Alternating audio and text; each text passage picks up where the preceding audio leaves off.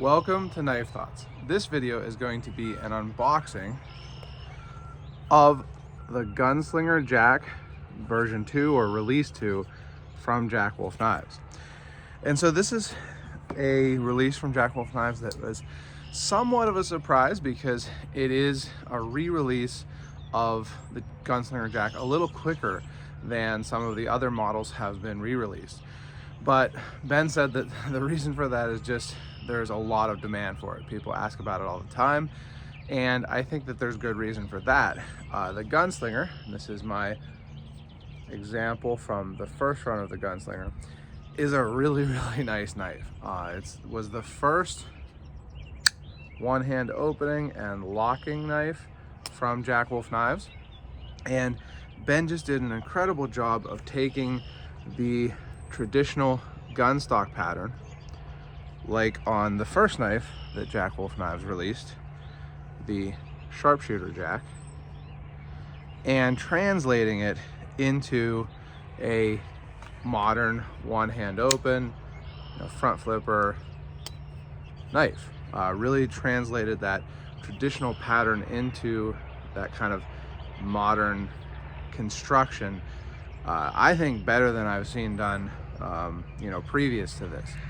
And so it's not a surprise to me that this is in high demand. A re-release of this is in high demand. These are great. I carry mine regularly still. So they have a new run. So this is in March of 2024. These are coming out later this month. I'll put the information in the description, so make sure you check that out. But let's go ahead and open this up. So using my V1 Gunslinger,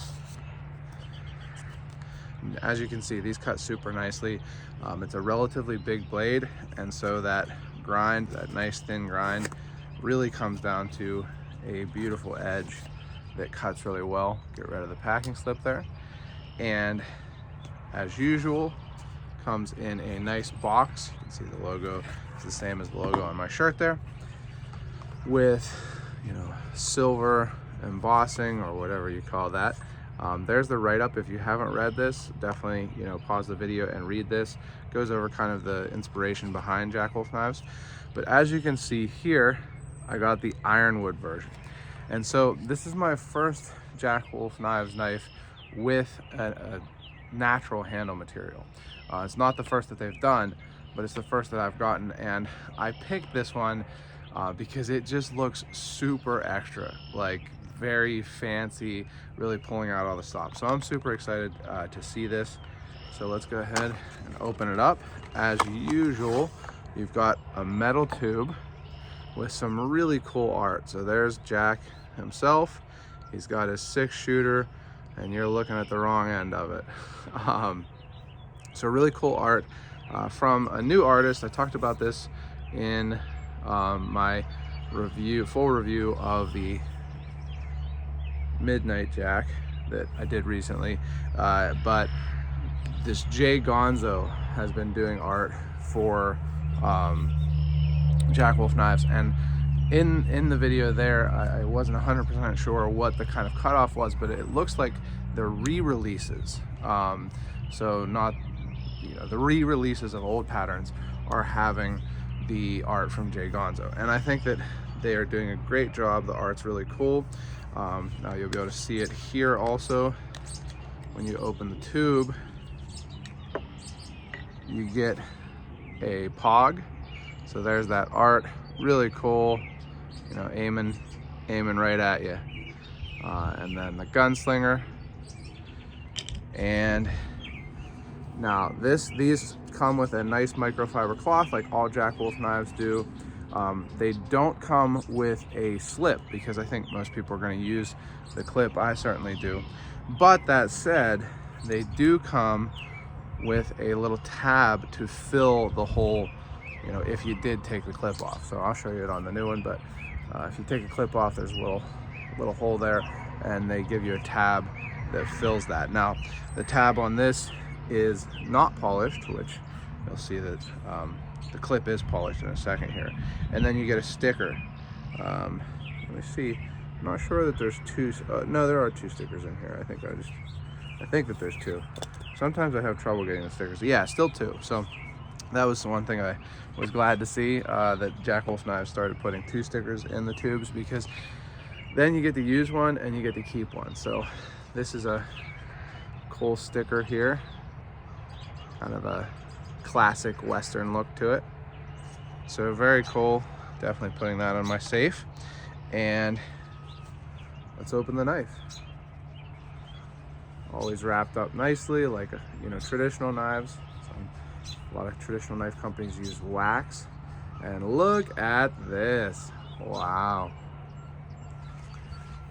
That is really cool. Got a lot of grain in there, I can tell already. Some chatoyance, it looks like, maybe. Yeah. Little knot. That's cool. And really nice grain on the back too. And that's one of those things that really makes this extra fancy, in my opinion. This is the first time that Jack Wolf Knives has done polished titanium.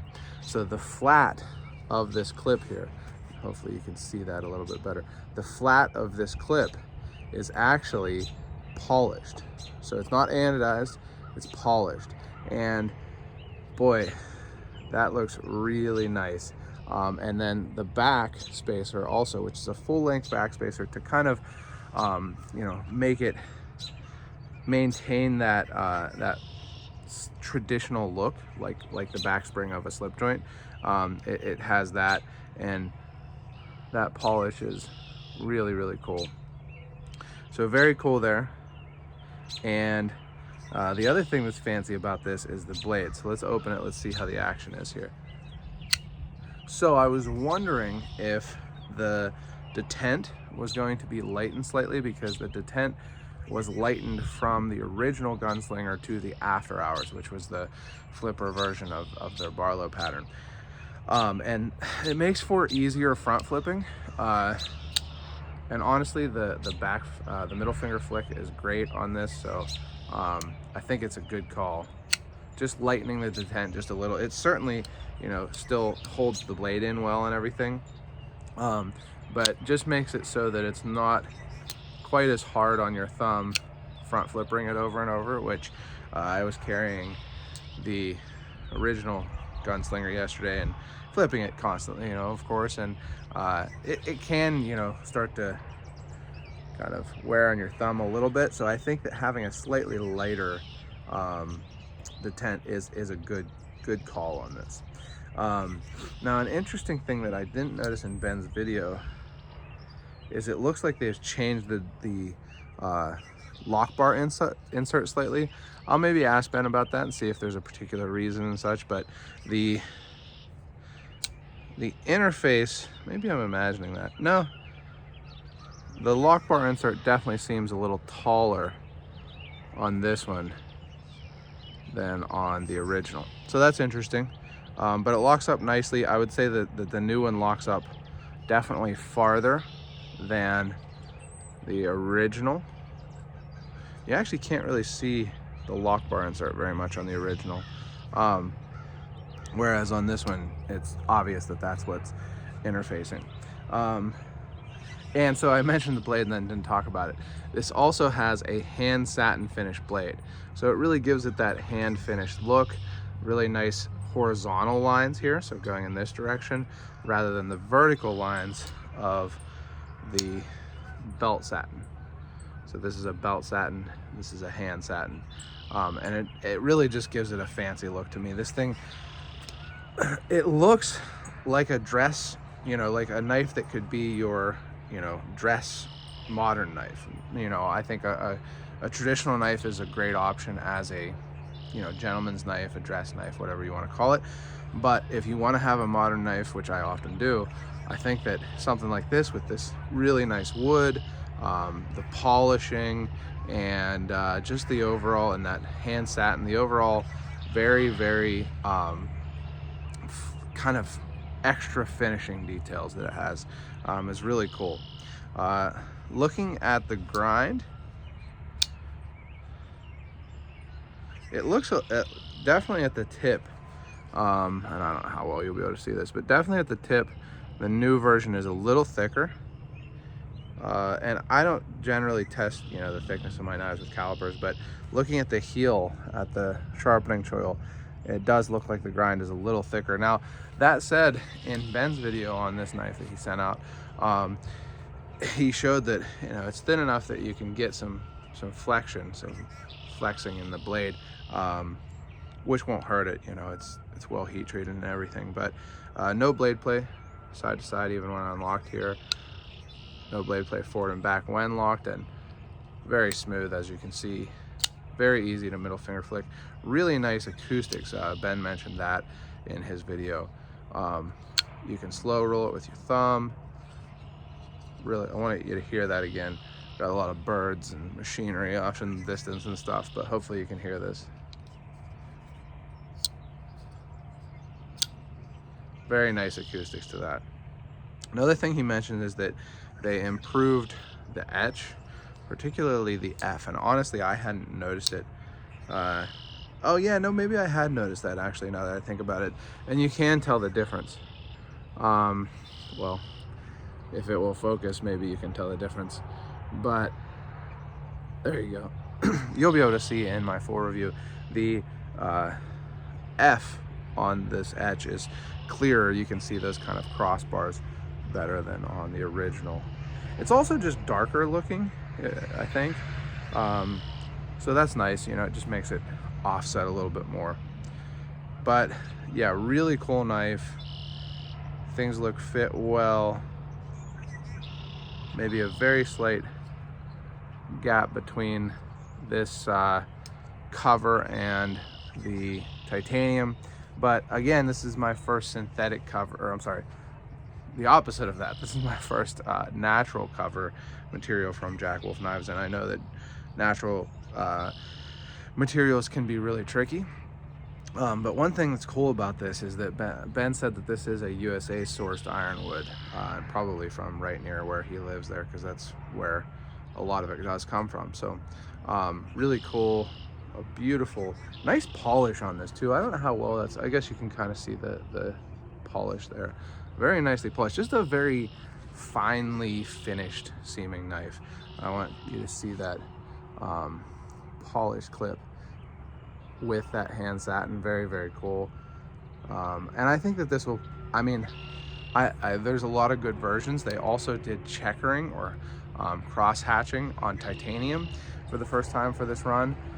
So it's hard to tell which one will be the most popular, but I would think this one, just because it is so fancy. So it'll be interesting to see. But speaking of that, make sure you check out the description for the details on when these drop. I'll have a list of the dealers that have them, and make sure you subscribe to my channel and click the bell so you select all, so you know when I post new videos. That way you know when I post my full review of this knife. Check out my website, knifethoughts.com, where I post articles on knives like this and knife related topics. And last but not, well, actually, no, not last.